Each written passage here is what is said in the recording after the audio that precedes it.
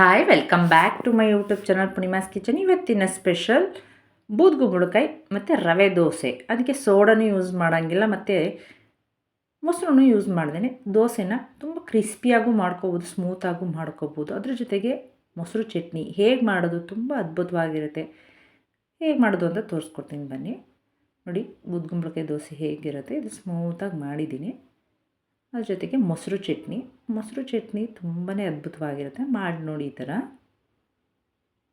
ನೋಡಿ, ರುಚಿಯಾದ ಬೂದ್ಗುಂಬಳಕಾಯಿ ದೋಸೆ ಸೂಪರಾಗಿರುತ್ತೆ. ಬನ್ನಿ ಹೇಗೆ ಮಾಡೋದು ಅಂತ ಹೇಳ್ಕೊಳ್ತೀನಿ. ಅದಕ್ಕೆ ಒಂದು ಬೌಲಷ್ಟು ಬೂದ್ಗುಂಬಳಕಾಯಿನ ತುರಿದಿಟ್ಕೊಂಡಿದ್ದೀನಿ. ಅದೇ ಬೌಲ್ ಅಳತೆಗೆ ಒಂದು ಲೋಟ ರವೆ, ಚಿರೋಟಿ ರವೆ ಆದರೂ ತಗೊಳ್ಳಿ, ಮಾಮೂಲಿ ಮೀಡಿಯಮ್ ಸೈಜ್ ರವೆ ಆದರೂ ತಗೊಳ್ಳಿ.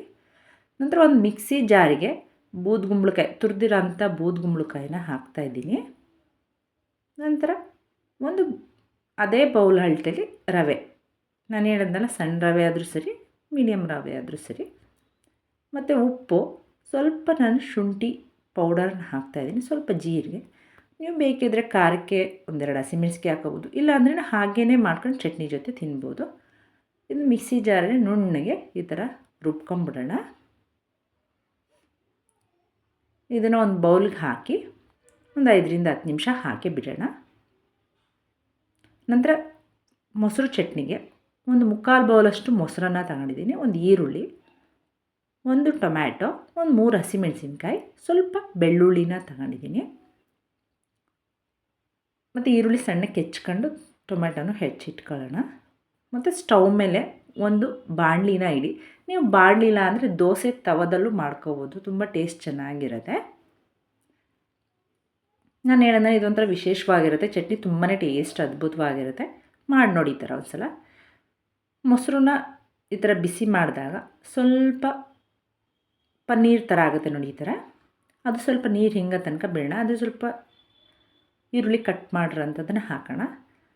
ಅದನ್ನು ಸ್ವಲ್ಪ ಫ್ರೈ ಮಾಡಿ, ನೀವು ಫ್ರೈ ಮಾಡ್ತಾನೆ ನೀರು ಸ್ವಲ್ಪ ಎಲ್ಲ ಆವಿಯಾಗಿ ಹೋಗುತ್ತೆ.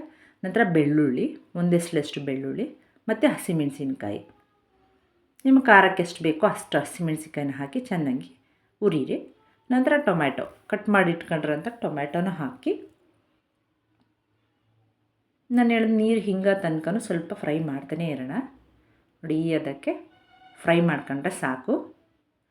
ನಂತರ ಒಂದು ಮಿಕ್ಸಿ ಜಾರಿಗೆ ಆರಿರೋಂಥ ಮಸಾಲೆನೆಲ್ಲ ಹಾಕಿ ರುಬ್ಬಿಟ್ರೆ ಮೊಸರು ಚಟ್ನಿ ರೆಡಿ ಆಗುತ್ತೆ. ಇದನ್ನು ಬೇಕಾದರೆ ನೀವು ರೊಟ್ಟಿ, ಚಪಾತಿ, ದೋಸೆ ಜೊತೆಗೆಲ್ಲ ಚೆನ್ನಾಗಿರುತ್ತೆ. ನಾನು ಇದನ್ನು ಬೂದ್ಗುಂಬಳಕಾಯಿ ದೋಸೆ ಜೊತೆ ಮಾಡಿ ತೋರಿಸ್ತಾ ಇದ್ದೀನಿ. ಇದಕ್ಕೆ ರುಚಿಗೆ ತಕ್ಕಷ್ಟು ಉಪ್ಪನ್ನು ಹಾಕಿ, ಇದು ಸ್ವಲ್ಪ ತಣ್ಣಗಾದ ಮೇಲೆ ನೀವು ಮಿಕ್ಸಿಲಿ ಗ್ರೈಂಡ್ ಮಾಡಿ ನೋಡಿ, ಅದಕ್ಕೆ ರುಬ್ಕೊಂಡ್ರೆ ಸಾಕು. ನಂತರ ಒಂದು ಬೌಲ್ಗೆ ಟ್ರಾನ್ಸ್ಫರ್ ಮಾಡ್ಕೊಳ್ಳಿ. ನಂತರ ಇದಕ್ಕೆ ಸ್ವಲ್ಪ ಇಂಗು ಮತ್ತು ಸಾಸಿವೆ ಒಗ್ಗರಣೆ ಕೊಟ್ಟರೆ ಮೊಸರು ಚಟ್ನಿ ರೆಡಿ ಆಯಿತು. ಇದನ್ನು ನೀವು ಬೇಕಾದ್ರೆ ಈವ್ನಿಂಗ್ ಸ್ನ್ಯಾಕ್ಸ್ಗೂ ಮಾಡ್ಕೋಬೋದು, ಇಲ್ಲಾಂದರೆ ಬೆಳಿಗ್ಗೆ ಬ್ರೇಕ್ಫಾಸ್ಟ್ಗಂತೂ ತುಂಬಾ ಒಳ್ಳೆ ತಿಂಡಿ ಆಗಿರುತ್ತೆ ಇದು. ನೋಡಿ, ಸಾಸಿವೆ ಚಟಪಟ ಸಿಡಿದ ನಂತರ ಇದನ್ನು ಚಟ್ನಿಗೆ ಒಗ್ಗರಣೆ ಮಾಡಿದ್ರೆ ಮೊಸರು ಚಟ್ನಿ ನೋಡಿ ರೆಡಿ ಆಯಿತು. ನಂತರ ಈಗ ದೋಸೆ ಹಾಕಿ ನೋಡೋಣ. ಒಂದು 10 ನಿಮಿಷ ಆದಮೇಲೆ ನೋಡಿ, ದೋಸೆ ಬ್ಯಾಟರ್ ಈ ಥರ ಆಗಿರುತ್ತೆ. ನಾನು ಯಾವುದೇ ಮೊಸರು ಕೂಡ ಹಾಕಿಲ್ಲ, ಸೋಡಾ ಕೂಡ ಹಾಕಿಲ್ಲ. ದೋಸೆ ತುಂಬಾ ಅದ್ಭುತವಾಗಿ ಬರುತ್ತೆ. ಸ್ಟವ್ ಮೇಲೆ ಒಂದು ಹೆಂಚನ್ನು ಕಾಯಕ್ಕಿಡೋಣ. ದೋಸೆ ಹೆಂಚು ಕಾದ ನಂತರ ಒಂದು ಸೌಟ್ ಬ್ಯಾಟರನ್ನು ತಗೊಂಡು, ನಿಮಗೆ ಯಾವ ಥರ ಎಷ್ಟು ಅಗಲ ಬೇಕು ದೋಸೆನ ಅಷ್ಟು ಅಗಲ ಹಾಕೊಂಡ್ರೆ ಸಾಕು. ನಾನು ಹೇಳಿದ್ನಲ್ಲ, ಇದನ್ನು ನೀವು ಕ್ರಿಸ್ಪಿ ಥರನೂ ಮಾಡ್ಕೋಬೋದು, ಸ್ಮೂತಾಗಿ ಬೇಕಾದರೂ ಮಾಡ್ಕೋಬೋದು. ಇದಕ್ಕೆ ನೀವು ಎಣ್ಣೆನೋ, ಬೆಣ್ಣೆನೋ, ತುಪ್ಪನೋ ಏನು ಬೇಕಾದರೂ ಹಾಕೋಬೋದು. ಬೂದ್ಗುಂಬಳಕಾಯಿ ಆರೋಗ್ಯಕ್ಕೆ ತುಂಬಾ ಒಳ್ಳೆಯದಾದ್ರಿಂದ ಯಾವ್ಯಾವ ರೀತಿ ಏನೇನು ತಿಂಡಿ, ಬ್ರೇಕ್ಫಾಸ್ಟ್ ಆಗಲಿ ಏನಾದರೂ ಬೇಕಾದರೂ ಮಾಡ್ಕೊಂಡು ನೋಡಿ, ಅದ್ಭುತವಾಗಿ ಈ ಥರ ಮಾಡ್ಕೋಬೋದು. ಬಿಸಿ ಬಿಸಿಯಾದ ಬೂದ್ಗುಂಬಳಕಾಯಿ ದೋಸೆ ರೆಡಿ ಆಯಿತು ನೋಡಿ. ಇದೇ ಥರ ಇನ್ನು ಮಿಕ್ಕಿದ ದೋಸೆಗಳನ್ನು ಹಾಕೋಬೋದು. ನಾನು ಹೇಳಿದ್ನಲ್ಲ, ಬೂದ್ಗುಂಬಳಕಾಯಿ ಎಲ್ಲದಕ್ಕೂ ಒಳ್ಳೆಯದಾದ್ರಿಂದ ಈ ಥರ ದೋಸೆನೂ ಮಾಡಿ ನೋಡಿ. ಇಡ್ಲಿನೂ ಮಾಡ್ಕೋಬೋದು. ಯಾರಿಗೆಲ್ಲ ಬೂದ್ಗುಂಬಳಕಾಯಿ ದೋಸೆ ಮತ್ತು ಚಟ್ನಿ ಇಷ್ಟ ಆಯಿತು, ಲೈಕ್ ಮಾಡಿ, ಶೇರ್ ಮಾಡಿ, ಕಮೆಂಟ್ ಮಾಡಿ, ಸಬ್ಸ್ಕ್ರೈಬ್ ಆಗೋದಂತೂ ಮರಿಬೇಡಿ. Thanks for watching. Okay, bye.